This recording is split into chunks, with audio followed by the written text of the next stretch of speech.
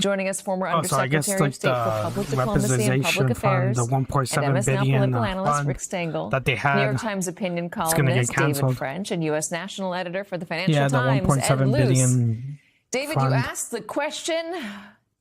I'll let you answer it. Katie, we're in the middle of something that we might call the great forgetting. That we have bad idea after bad idea from the past resurfacing, whether it is tariffs, the Gilded Age level of corruption, the kind of authoritarianism that is casting eyes away from democracy, whether it's land wars in Europe, wars raging continually in the Middle East. It's as if, and then hovering it over this all is this just extraordinary growth that we have seen in this country of anti-Semitism. It's like we're walking through the museum of wretched ideas. And I think one of the things that's happened is we've had a lot of frustrations with liberal democracy of late. Our democracy has not worked for a lot of people. And so they've forgotten this Churchill saying that democracy is the worst system in the world except for every other system. And so a lot of people are casting their eyes towards discredited ideas and towards discredited movements out of frustration at this sort of messiness of democracy. So we have an obligation. We got to fix our democracy. We'll never make it perfect, but fix it enough to where people's eyes aren't turning towards that discredited past. You know, we have been in a similar situation before. 60s and 70s, people were very disillusioned with our system, did not believe in it any longer. The Vietnam War, Watergate brought down confidence in American institutions and obviously Washington and the government. But there was also polling that showed that a lot of young people, especially kids on college campuses, believe that political violence justified the ends. The means were a justification for political change. We're seeing something similar today, David. We were able to get out of it back then. Can we get out of it today? Yeah, I don't know if we could get out of it today if we went through the same level of violence we went through back then. Back then, there were periods of time in American history where you were having more than one domestic terror bombing a day. You had violence in cities that makes the violence we saw in 2020 look light by comparison. And I do wonder in this hyper-polarized social media age, if we could even survive that level of strain on the system that we saw in the late 1960s and the early 1970s. That's why it is so incumbent upon us to advocate for a return to character, a return to decency before we slide any further, because we cannot be guaranteed that we can slide further and snap back. We've done it before in history, but that's not a promise that we can do it again.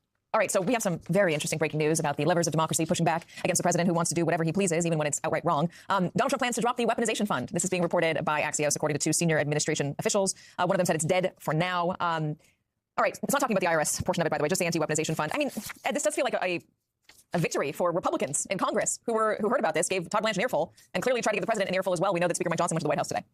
Yeah, I mean, Todd Blanche got, I think, shouted at by half the caucus. About 25 stood up one by one when he went up last week to talk about this fund. And he just got shouting back at him, basically. I think it's pretty clear from the optics of this extraordinary and I think unique in American history piece of self-dealing and sort of unregulated slush fund that it's manifestly intended to be by Trump, that the Democrats were going to force Republicans to vote for it. They were going to link it to the reconciliation that is yet to be passed, in which there's like $70 billion or so for immigration enforcement that the Republicans desperately need. And Trump has made Chuck Schumer, the Senate Minority Leader's job, a lot easier, not just by the sort of brazenness of this fund. There's no real sort of pretense there. The fact that he and his family have been self-awarded eternal freedom from IRS audits forever, I think were the words Todd Blanche used, but also by the fact that Trump keeps attacking Republican allies. John Cornyn of Texas is the most recent. Tom Tillis is another. And of course, Cassidy of Louisiana. There are now, and then if you include Susan Collins, who wants to win re-election in November, there are probably now enough Republicans to go with Chuck Schumer. And I'm sure others like Mitch McConnell, people who are not facing re-election, who can suddenly locate their spine. And Trump is really making it easy for them. So the Axios report sounds true. I mean, it's yet to be confirmed, but I think it's utterly unsurprising.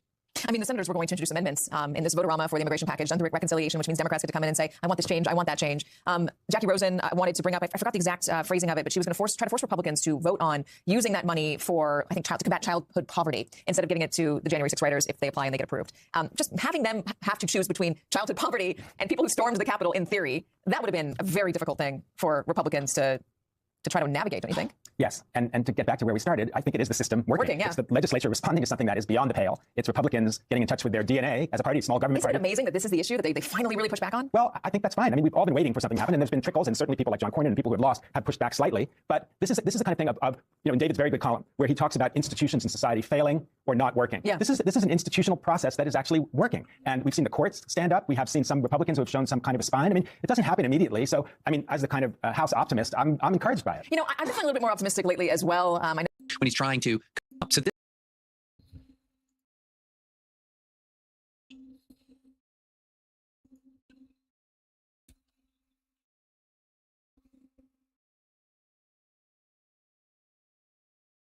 Iran announcing it is suspending talks with the United States. That's according to Iranian media, which says the decision is a protest over Israel's attacks in Lebanon. CNN's Oren Lieberman following this story for us. Let me just read for our viewers what we just heard from the foreign minister in Iran. He said the US and Israel are responsible for the consequences of any violation. He says the ceasefire between Iran and the US is unequivocally a ceasefire on all fronts.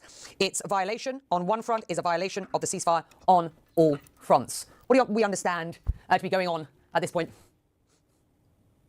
Well, just moments ago, Becky, we got our first evacuation warning from the Israeli military for Beirut, for the southern suburb of Dahya. The Israeli military, the Israeli political leadership, Prime Minister Benjamin Netanyahu and Defense Minister Israel Katz, had said that they would now begin and were planning to strike Beirut and the Dahya neighborhood, considered a Hezbollah stronghold. Up until now, Israel had largely refrained from striking Beirut. We saw one strike on May 28th. We saw another on May 6th after the ceasefire. These were both after senior Hezbollah commanders, but largely because of pressure from the Trump administration, Israel had not attacked the Lebanese capital, keeping most of its strikes towards southern Lebanon and lately to the Bekaa Valley. So this is opening up a new wave of attacks, as well as an escalation in the ongoing, frankly, ongoing conflict between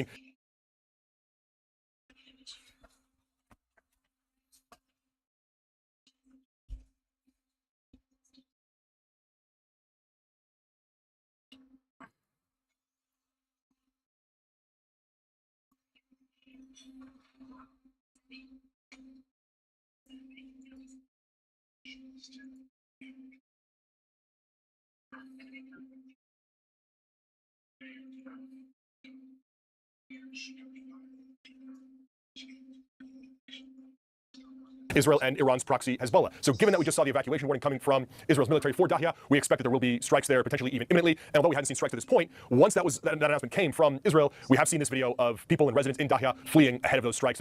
Together with the Minister of Defense, I have instructed the IDF to strike terrorist targets in Beirut. There will not be a situation in which Hezbollah attacks our cities and our citizens, and its terrorist headquarters in Beirut, in Dahya, remains out of bounds.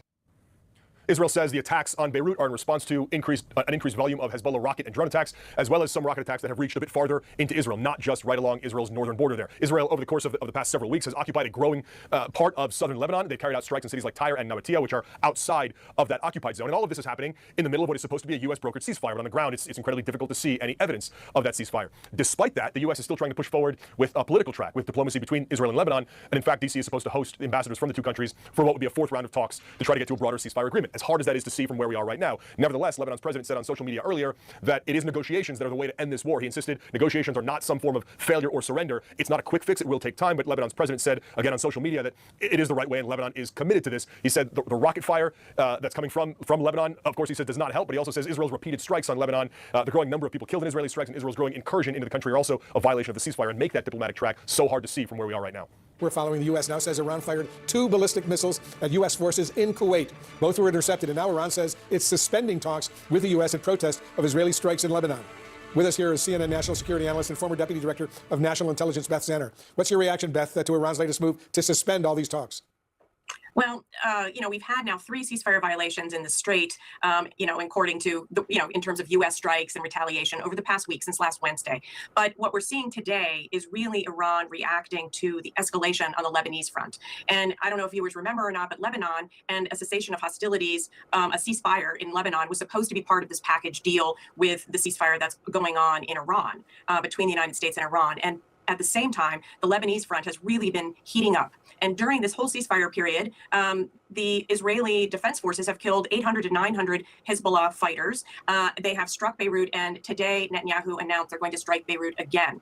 Lebanese are driving out of that southern part of Beirut, which is Hezbollah stronghold. And so there is a lot going on in that front, and it's a key barrier to getting an agreement now. Well, given all these developments, Beth, could we see a return to all-out fighting right now between the U.S. and Iran? We can't rule it out. I think at this point, Iran is using what it has as real leverage, right? Iran has always had leverage on multiple fronts. They added a new one with the Strait of Hormuz, and they have said now publicly that now they could forcibly close the entire strait, again, blockade it. Over the last 3 weeks, the United States has helped guide 70 ships through there. That's about 3 a day versus over 100 a day before the war. They're saying we could shut that down, and we could also shut a nearby choke point, which is controlled by a kind of an overlook by the Houthis, and that's the Bab el-Mandeb Strait. That would close the traffic that would go through the Suez. So they have that. They have the proxies, and then we have new reports of them digging out their underground missile sites where probably 1,000 missiles still remain. So Iran is telling the United States, look, you sent back this tougher deal. We're hearing reports. We don't know what the details are, but we have leverage too, and we're not going to capitulate. We want the cessation of the Israeli growing offensive in Lebanon. The Israelis say they earlier said that they were preparing to strike what they call Hezbollah strongholds in the Beirut suburbs. Is Iran's declaration a way of trying to derail those plans? Could very well be. I mean, a deal in Iran, this MOU for 60 days and then leading on to a nuclear agreement leaves out major issues that Israel went to war over and believes are key to their security. It doesn't deal with the proxy forces, and they're dealing with that right now in Lebanon. It doesn't deal with the missile program and the forces that they have. And we don't know where the nuclear program will go. So such an agreement, only a few months before an Israeli election, due no later than October 27th, this for Netanyahu would be a nightmare. So he has every reason not to want such a deal. And the Iranians are playing along with that program. They don't look too eager right now either. So now the United States, which has been holding these military-to-military negotiations between the Lebanese government and Israel to try to figure out how to disarm Hezbollah, those become more important than ever. And President Trump is going to have to put, his fist on the table and force Netanyahu to pull back. That will not look good ahead of these elections either. So not in a good place for Netanyahu. Iman Nasseri is an expert in energy economics focusing on the Middle East for the advisory firm FGE, joining me now live. And I want to take a look at the live oil price moving higher on this news. Iranian media reporting that Iran has suspended US talks over Israel's threat of further action in Lebanon, including on Beirut. Are you surprised to see these prices moving higher on oil, for example? We're at nearly 97 on Brent. That would be a 6.5% rise, 93 and change on WTI, a near 7.5% rise today.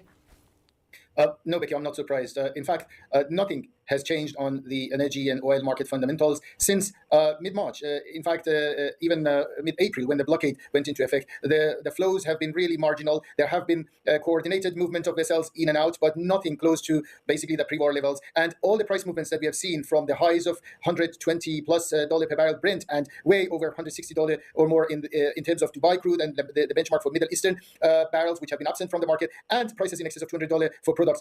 We came down mainly based on the peace narrative. It started with ceasefire, although immediately after that, we had the blockade, which basically killed all the hopes for a peaceful resumption in flows. So nothing has really changed in terms of fundamentals. Supply has been absent from the market, but the market has been pricing in a soon deal to allow basically vessels to go in and out. Any headline that negates that hope or works against that basically should offset some of that calming impact and bring prices back towards $100 for Brent and even higher. And I wouldn't be surprised to see prices continue to rise to $100 or more in the coming hours if there isn't any reaction by the U.S. administration as the working hours begin. And if this situation stays in a sense that market believes that all the hopes given since middle of last week in an imminent deal, which I always doubted, to be honest with you, given that the narrative is mainly coming from the Western side, that this is going to yield in any meaningful development.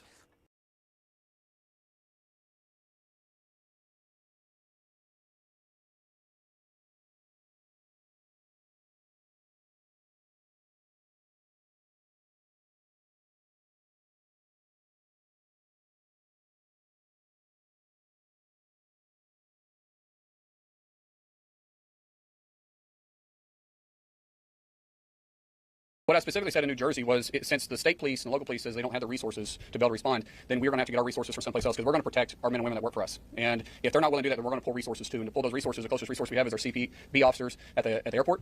We can flex with those individuals, bring them around. They're licensed officers. When that takes place, I have to make a decision on my resources, just like the governor and the mayor was making decisions based on their resources. And if we do that by pulling them out of processing flights going into international airports, we will do that, because we have to have resources too. Keep in mind, we're still shut down, so our resources may not be where they should be, but our men and women are still showing up and doing their job. Do you have a plan with this in place right now? Right now, yes. Do we have a plan to initiate it? Yes, we have a plan to initiate it if required. We're not required to do it because the state is cooperating with us, and I hope the governor will continue to cooperate with us. The mayor has been very cordial to work with too. The chief of police has been very cordial. And as long as we continue to have this partnership with local and state law enforcement, then there will be no need to do so.